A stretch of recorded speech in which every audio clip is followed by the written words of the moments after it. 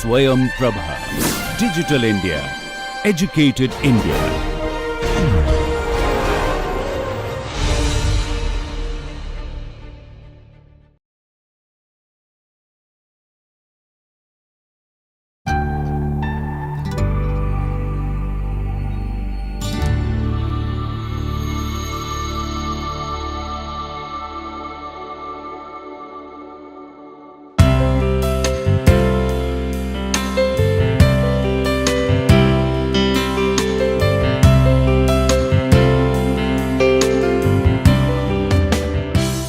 Welcome to the course Culturally Responsive Built Environments. Today we are going to talk in the series of Culture and Risk, and we are going to discuss about understanding the cultural context in disasters and development. So in the Culture and Risk series we did talked about my own work of in the tsunami reconstruction areas in Tamil Nadu, and also the theoretical component of the relationship between culture, disasters and development and vulnerability. And in the third lecture we did talk about the cultural heritage reassembled. So in the relocation context, in the resettlement processes, what are the various issues and the theoretical aspects of it. So here I am going to bring to you, especially because we are talking about from the cultural domain, we are going to talk about an important contribution on the cultural discourse, that is from the Paul Oliver's work of Built to Meet Needs, Cultural Issues in Vernacular Architecture. So in this I am touching upon part 4, Cultures, Disasters and Dwellings. So in fact it covers a wide range of understanding, but in parallel to it I am also bringing my own ongoing work of Hudhud cyclone affected areas, and as well as apart from what Paul have described in his work. So I am giving a little addition to it, what is the current status from various other resources.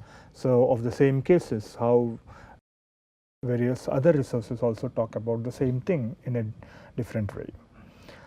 So when we talk about geomorphology, especially how the changes and how the conditions of the geographical conditions is an asset for the habitat evolution.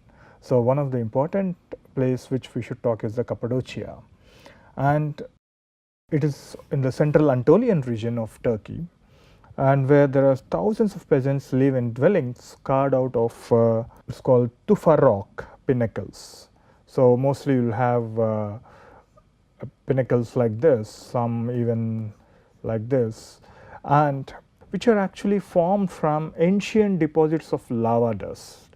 So because they are exposed to the air and the soft rock, because being when the lava got deposited, and the soft rock hardens so that the interiors have firm walls, while the stone from the carved voids makes a secondary building material.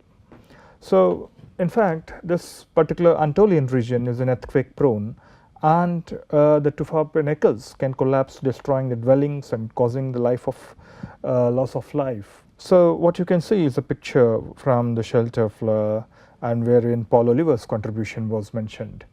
So in the same aspect, Paul touches upon Kavasin village, the old Greek town, which is about 4 kilometers from Goreme Avanos road. So in fact there is a huge massive rock, and the dwellings, you can see a part of dwellings embedded within it, and this whole thing has got messed up as a result of the erosion of rocks, because in time due to the exposure to the air and wind, so obviously the rocks are getting eroded, and also due to earthquakes many of them are collapsed. What you can see is the rubble here. What you can see is a part of rubbles which are falling down day by day. So it is also a continuous tremors, earthquake being in earthquake zone, so obviously there is a lot of damage in this area. So despite of this earthquake in the late 1960s or 70s, and people started building on nearby itself, because that is where the municipalities and the agencies have really banged their head, why do you want to live there, because it's already, you have seen a destruction, we have already faced enough of problems, but why you try to settle there? Like what you can see here is the new, after the recovery, how the cafes and the dwellings have been built up. So what was surprising here is how and why the people have denied the safe location somewhere far away, and why they have tried to settle down here. So this actually shows how the people's attachments to their ancestral land, the tenure aspects of it, and their lifestyle, and how they can also take this as a settlement process. So today, if you look at it, this whole new additions into this old fabric is, at times it looks a kind of interference in that fabric, but it was a people's decision to go back and settle there itself. That is where their deep roots, where their family roots are, where their neighborhood roots are. And this is not just only the surface fabric which they were thinking of, but their emotional understanding of the place. And similarly, in 1968, there was in Sicily, it's called Ghibellina, a small city of Ghibellina, which was most affected places in Belize Valley, and a lot of damage have occurred, and almost 100,000 people were homeless. So, and this community, basically the community of shepherds and farm laborers, and those who have relocated to the temporary tent campuses. So what you can see is these mountains behind, and you can see the damaged houses here, and some houses which are left abandoned. So this is the whole story of Ghibellina. And why this is a very interesting story is you have to see how people have rebuilt it and what are the consequences of that rebuild process. So after the earthquake, the mayor Cora, that time mayor Cora, he have developed an idea, disasters as an agents of change. Disaster should be an opportunity, and how to take it forward. So in fact, his idea was to promote the cultural renaissance, which is a kind of rebirth, through the urban reconstruction of Ghibellina. So this project actually has been conceived as a showcase of modernity, and it also is a kind of role model which has to be a symbol of emancipation for a region, so that everyone can take lessons from it and take a role model as this particular approach and follow upon it. That was the idea behind it. And they have involved a lot of artists, architects, and also there are a lot of intellectuals from all around over Italy have come to say their say, and it became a kind of laboratory of ideas on new forms of urban living. And what you can see here is a kind of auditorium, the cathedral, and the plazas, which of massive scale and heavy investment of concrete. It's almost like a kind of concrete jungle. So that is how it has been framed. But similarly, you can see the new dwellings. So they have oversized it, and in fact, the town was designed to hold 50,000 people, and now it's like only 5,000, less than 5,000 people only reside. So that actually shows, the overestimation of the actual requirement. So that has contributed to almost an empty, silent scenario. So many of the grand public buildings and much of the infrastructure remain unfinished because of public funding, mismanagement, and political corruption. So this, because though in the initial level plan you want to start this kind of public building, the auditoriums, many other things, but then because that also has to pull up money, in the process. So there are a lot of other issues, the mismanagement of public funding and the political corruption, they all added together. So many of the buildings have been unfinished, and that actually left many of the whole environment of kind of abandoned buildings here and there, or unfinished buildings. So the whole land has been almost full. So what you can see is these dwellings, the typology of new dwellings with the front garden detaching the house from the street, and it looks a very scenic atmosphere as we see in the European cultures. You have this segregated street and along with it the pathway and then the dwelling, the fronts and backs. So, but in this process actually detaching the neighbors, one neighbor to another neighbor, and the changing the habit of front door street socializing, because in the Italian culture is very much social. The Mediterranean cultures, they celebrate their life much in the verandas, in the open spaces, having a cup of tea, having various social activities. But what you can see in this photograph is absolutely added facades. No one is, you're not able to see anyone, and it's a kind of isolation and segregation of uses. And in this whole process, what they thought was bringing art, because art as one of the tool how we can regenerate these old these destructions, and because they want to come out of it and have to regenerate the life of the people. So that is where they applied. So they many of the children have painted on the walls of about the memories of the earthquake or the destruction.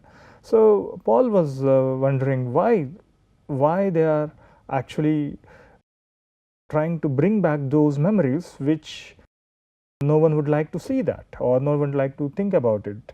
So the people, but there was an art teacher, and how he have helped them in the community, and that is where when we portray all these, so that the people are engaged in it, people are trying to bring back the memories. That is how they want to encourage the youth, so that they can overcome into it, at the same time reflect the past, and they know the past as well.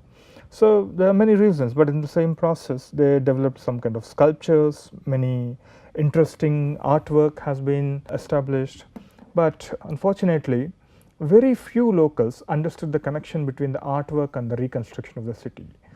And despite of the fact that artists and inhabitants closely collaborated in their realization. So it was an idea, yes, the artwork is going to help them get into kind of creative models of living, but unfortunately very few locals have understood that connection.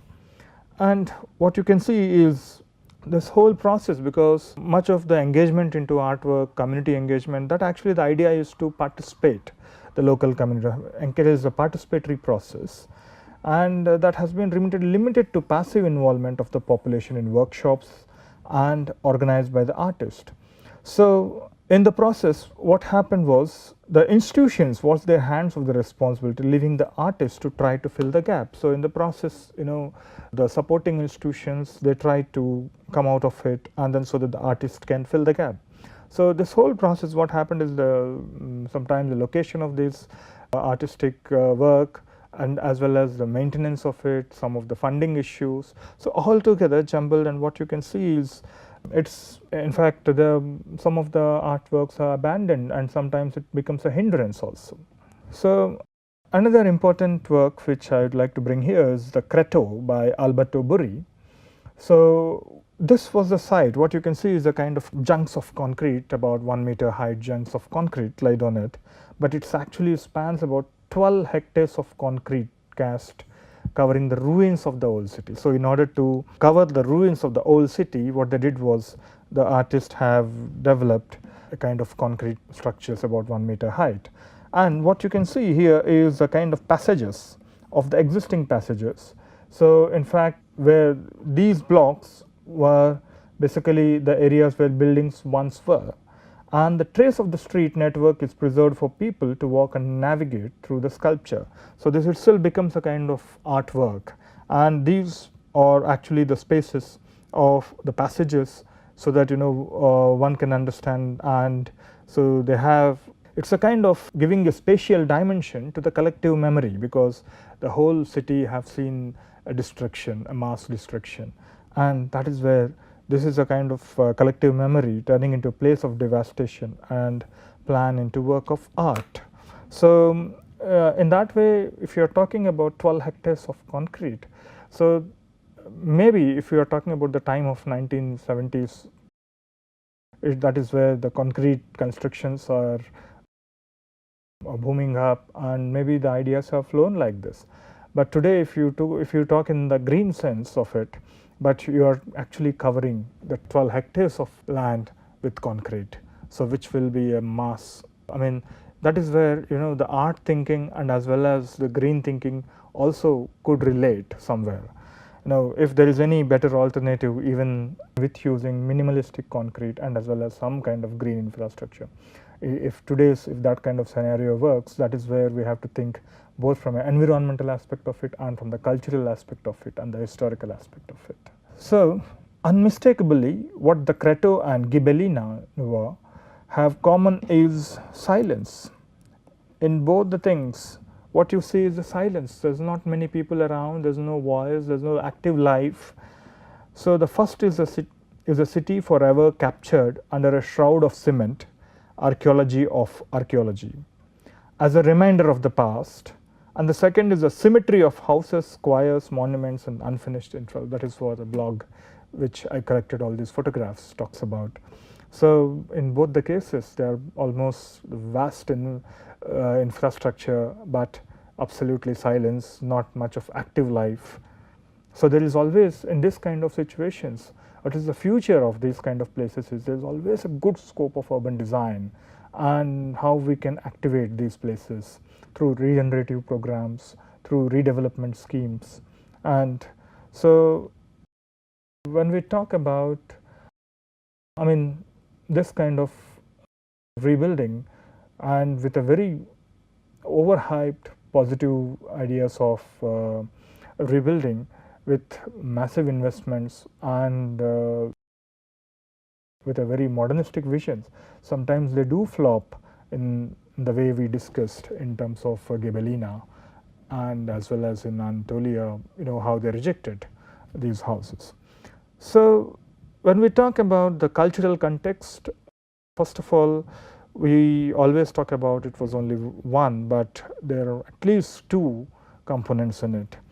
One is the haves and the have-nots, the powerful and the powerless, the relief organizations who comes to support and the victims who are the beneficiaries. So these are the three. They are just distinct, they are quite opposite, and one have and one have not, and one powerful and one powerless.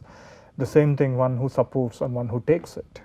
So Paul brings in Barton's perception of how disasters as a part of the larger category of collective stress situations.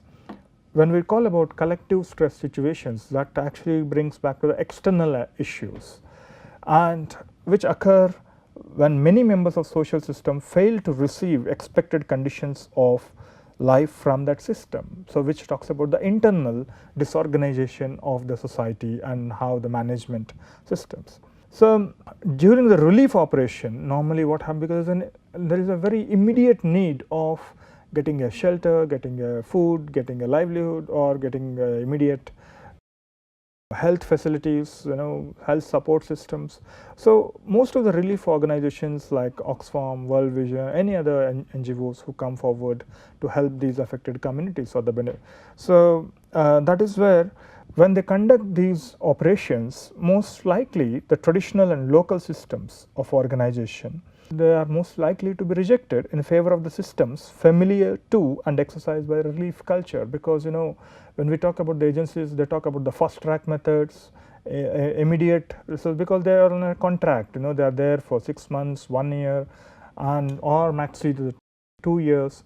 So they have different strategies to help them, and the material contractors, how the fast track material procurement systems. So the whole culture of the relief operation is very different.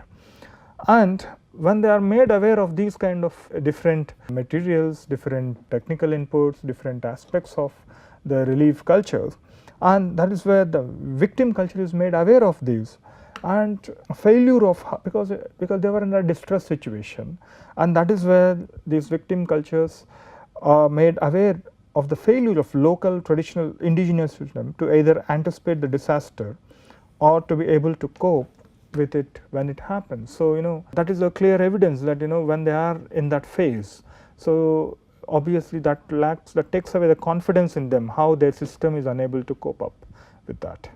And this whole process is, it's a two-way process. One is the external support issues influencing the internal aspect, and the internal supports gradually, they are also diluting their own system.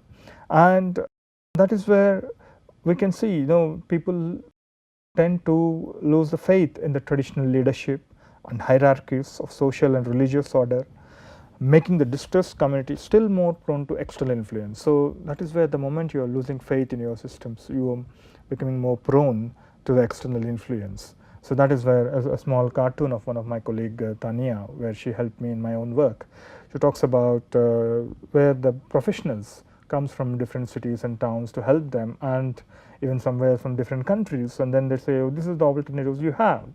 But the poor fisherman is unable to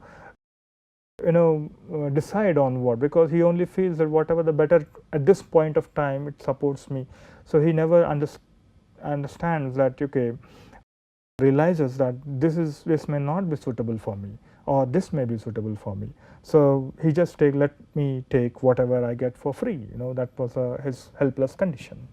And when we take about any accountability of the damage after the disaster, for instance, if I'm just showing you a small example of Hudhud cyclone in 2014 near Visakhapatnam in coastal east coast of India. So that is where, when the agencies come and they calculate how many districts affected, how many houses have been affected, how many roads have been affected. So these are basically the surface structures of the society. So, and mainly what happens is that is much more worse when actually these surface structures of the society are further compromised, and then they are reduced to the numbers, statistical terms. They only say, okay, this 88 houses in the Kovalam case, in the previous lecture we talked about, and 88 houses have been damaged, so the government gives only 88. So which means that actually marginalizes the way of thinking, how we can build back better. So in the same Visakhapatnam area, in the Bhimilipatnam village, and we could see the traditional houses because of the coastal just in front of the sea, the Bay of Bengal. You can see the kind of traditional huts with the low eaves in order to protect them from the cyclonic and the heavy winds, and how even they put the net on it so that even if the heavy winds come, how it can still protect without the roof doesn't fly, as well as but what you can see here is the new constructions.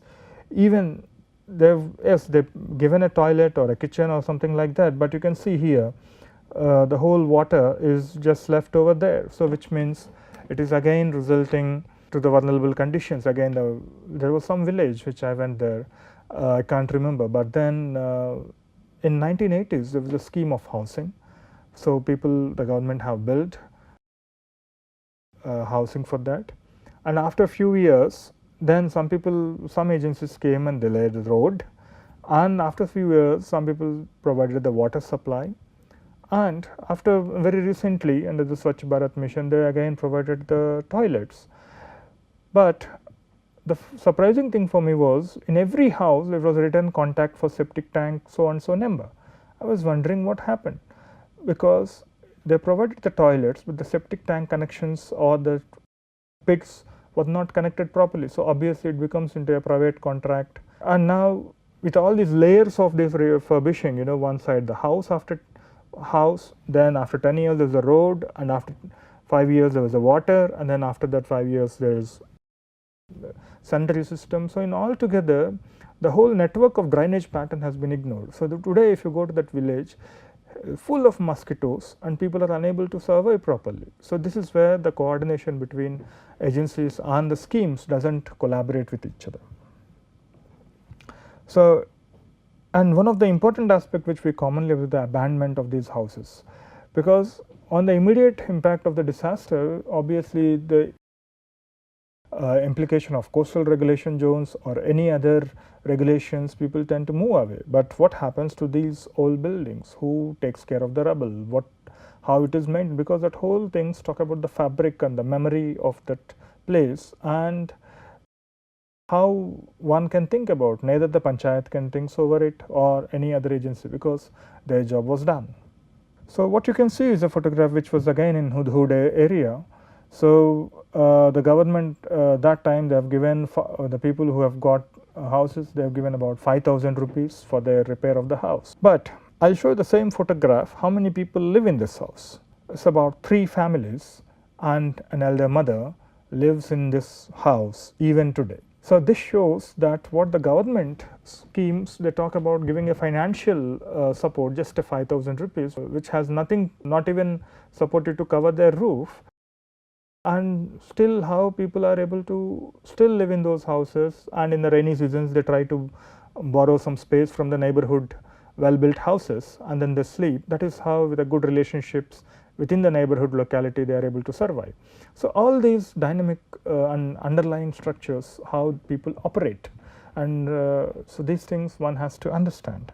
So that is where we talk about various codes of behavior, forms of education, observances of mysteries and rites, myths and beliefs, calendrical cycles, devotions to deities, ancestral spirits, and relationship between gender and sex, the generations, the living, the dead, and yet unborn. They give meaning to the externals of surface structures. But what we have to understand is the deep structures, because the house is just a physical form, it is a denotative, whereas the home is a connotative. The house or small dwelling describes the structure, whereas the home is symbolic of the life spent within it. The home is connotative to the deep structures of the social system and how these are reflected in the family's relationship to the domestic space it occupies. So when we are talking about understanding the cultural context, we are only assessing the surface structures. Is it a building, is it material, where it was damaged and how it was damaged, how much we have to pay him. That's the only mechanism. But how we can enrich the deep structures, how we can consider these. In fact, once I was in Switzerland, a conference in IIT Davos, and I met a member from one of the Pakistan agency, and there was a dog training workshop conducted, and then within that what the agency have demonstrated was how dogs can be trained so that they can go into the debris and show a way for the rescue teams, so that if there is any people alive or dead, it can get hold of that. But then immediately one of the lady said, according to our culture, we don't allow dogs to live with us, but we don't mind dying, but I don't want a dog to come in search of me inside my house. So look at the kind of the way different cultures are perceiving about different ideas of rescue. So that is where a big gap. Some people are ready to die, but how you can actually made aware of these things and how you can interface in between. So this is what one has to think about from the cultural context. So even the small belief system is hindering the development. In fact, when we talk about disasters and development, this was the same period. Before that, in 1980s, when Frederick Kearney have developed this idea of disasters and development, which he brought the connections between the disasters and development. Whereas before, when the disaster happens, the rescue teams or relief teams go on and they do their work. So which means it was completely disconnected from what actually it was, the development. So the usual development process and the after the disaster, how the rescue and relief operations work. So they are very much disconnected in terms of their temporal nature, in terms of their financial instrument, in terms of the legality of it. But what Frederick Kearney talks is, yes, there is an indigenous way of vulnerabilities, and which is existing system which makes them prone to this particular condition. So which means the development, we have to go back and look at what is the existing development scenario. So he also talks about how the macro level understanding also helps in the decision making of micro level decision making. So in fact, in the next chapter he talks about the earthen structures and cultures in seismic areas. So it develops some mapping techniques. What you can see is basically you can see the fault lane, which if the measure of this along the fault lane, what you can see is from 20 degrees north of latitude in the northern hemisphere and 40 degrees, and whereas in longitudinally you can see from the Peru and the South American, whereas in the Malaysia and these places you can see from 0 to 20 from the equatorial side. So this is how the seismic areas are mapped along with the fault line, and you can see the tectonic plates, the stresses and the faults, and how they are defined, how they are geographically mapped. But one can actually notice, how our different mapping tools can actually relate to one set of data to another set of data. So what you can see, most of the earthquakes do happen in mountain area and also in a kind of desert soils. So what you can see here is the mountain area. Now it is a map which is showing the type of soils, which is the red tropical, the montane, the podzolic, which is basically a kind of fertile, the Yellow Valley civilization, which is much more fertile soils, and the desertic and semi-desert, and the grasslands. You can see the bunny grasslands in the Kutch area. So in fact, most of the earthquakes do occur in these kind of region where you have the northern Africa and as well as the Middle Eastern part of it. And similarly, if we map to the vegetation side of it and the kind of nature of natural vegetation, it talks about the temperate deserts, hot deserts, grasslands, rainforest, and what you can see here is a kind of hot deserts. And so now again you have the mountain vegetation here. So if you, there are a lot of overlap in what we can see from the nature of soils to the type of vegetation and to the types of disaster. And if you look at the overall earthen buildings, the adobe constructions which are not burnt, and that you can see in these areas actually, where you can find in China, part of Mexico and part of Peru, in the most of the African and the Middle Eastern belt, and the northwest of India and Pakistan. Now for any culture, language plays an important role. So if you map the dominant languages into it, and that is where the Latin American languages, and you can see the Amerind, and you can see the Arabic. But what this map talks is, the most of the people who are hit by the earthquakes is the Muslim,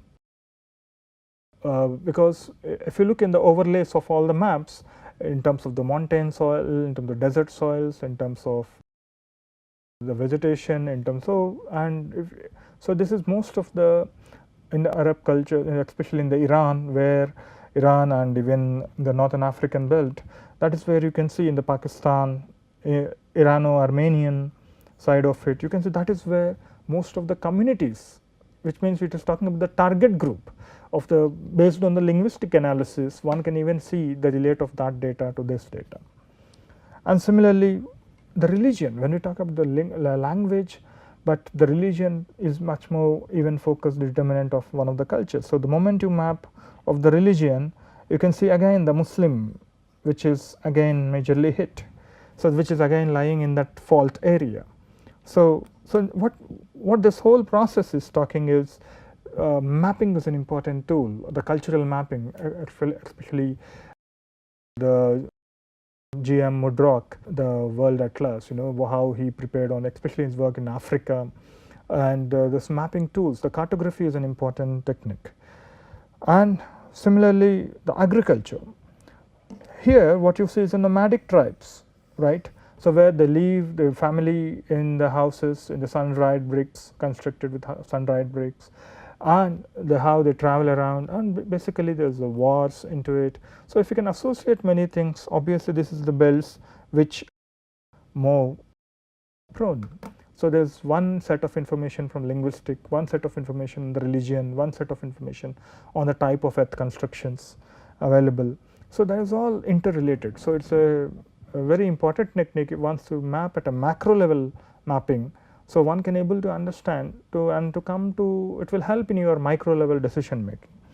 So that is where it's called cultural mapping is concerned with the comparability of traits at the macro scale, and its evidence, whatever the evidence, may assist in heightening awareness of certain kinds of cultural attitudes and behavior patterns, but only as a preparation for the encounters at micro scale. So at least you understand that yes, these are the target group community which is mostly affected. So you can actually plan for it, what strategies can go in that level, So that is where this cultural mapping is also an important technique.